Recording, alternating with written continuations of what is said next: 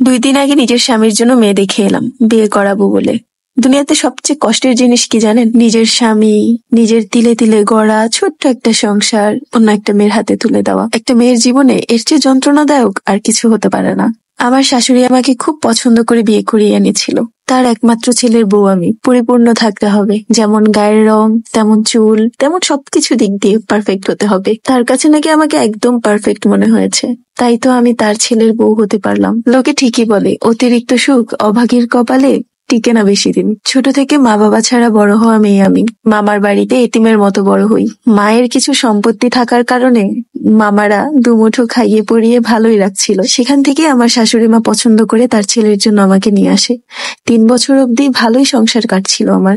তারপরের বাকি 2 বছর ছিল বিষ পান করে বিষ হজম করার মতো। 3 বছর অবধি শাশুড়ি মায়ের চোখের মণি ছিলাম। স্বামীর আত্মা, কলিজা, জান সবকিছু আমিই ছিলাম। 3 বছর পর 1 বছর চেষ্টা করার ফলে যখন জানতে পারলাম যে আমি কখনো মা হতে পারবো না, প্রত্যেকটা মানুষের আসল রূপ বেরিয়ে আসতো।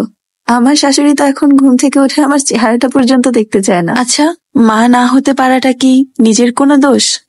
আল্লাহ কেন সমস্ত কষ্ট আমার মধ্যেই দিল? আল্লাহ না চাইলে তো পৃথিবীতে একটা পাতাও নড়ে না।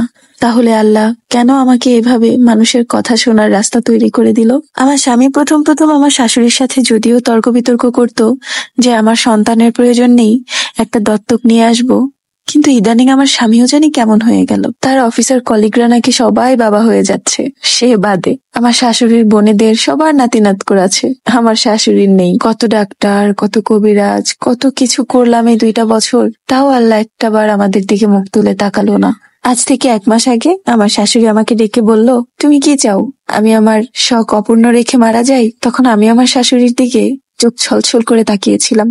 আমার চোখ ভর্তি পানি, বুক ভর্তি কষ্ট, কাউকে বলতে পারছিলাম না। কারণ আমার তো মা বাবা বেঁচে নেই, কেউ নেই। একমাত্র আমার শাশুড়িকে আমি আমার মায়ের স্থানটা দিয়েছিলাম।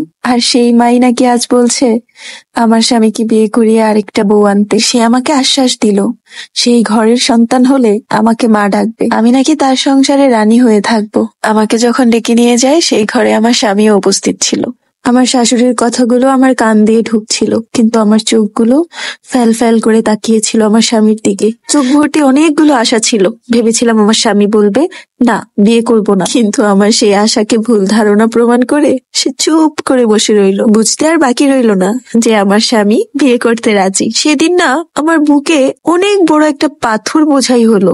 মনে হলো বুকে কিছু একটা চাপ দিয়ে বসে আছে। হ্যাঁ না কোনো কিছু বলতে পারছিলাম না, শুধুমাত্র আমার প্রিয় মানুষটার দিকে তাকিয়েছিলাম, যার সাথে আমার 5টা বছরের সংসার। ঠিক তখনই ওই বাড়িটাতে আমার নিজেকে নিজের মনে হলো আমি একটা পর মানুষ, আগাছা একটা। তাদের কাউকে আমার আর আপন মনে হলো না। চুপচাপ নিজের রুমে চলে আসলাম, কারণ আমি জানি এখানে যদি আমি না বলি তারপরেও আমার কথা কেউ শুনবে না। ওরা তো শুধুমাত্র একটু ফর্মালিটিস পালন করলো, যে প্রথম বউকে জানিয়ে বিয়ে করার যে ফর্মালিটিসটা। নিজের রুমে এসে শুয়ে পড়লাম।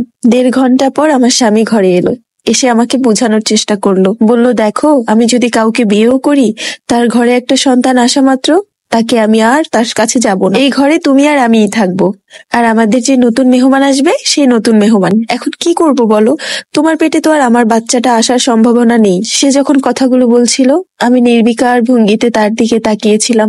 আমার মুখ দিয়ে একটু শব্দও বের হচ্ছিল না। বুক ফেটে চিৎকার করতে ইচ্ছে করছিল, আর বলতে ইচ্ছে করছিল যে আর একটু অপেক্ষা করো, মানুষ তো 20 বছর পরেও মা হয়, আমার তো মাত্র 5 বছর গেল। সবচেয়ে বেশি কষ্ট তো লাগলো তখন যখন জানতে পারলাম আমার স্বামী নিজেই নাকি পছন্দ করে রেখেছে কোন মেয়েটাকে বিয়ে করবে। কিন্তু সে তো বলেছিল শুধুমাত্র বাচ্চার জন্য বিয়ে করবে, তাহলে এখানে পছন্দ আর অপছন্দের ব্যাপার আসলো কেন? তখনই বুঝে গেলাম এখনো বিয়ে হয়নি, তাতেই সারাদিন ফোনে কথা বলে। এতটা ভালোবাসা তাদের মধ্যে। যখন বিয়ে হবে আমার জায়গাটা আর কোথায় থাকবে? হ্যালো, আসসালামু আলাইকুম। এই গল্পটা ছিল একটা আপুটার নাম বলেনি। আপুটা বলেছে যে সে নাকি টাঙ্গাইল থেকে বলছে। সো এতটুকু ইনফরমেশন আপনাদেরকে আমি দিতে পারলাম।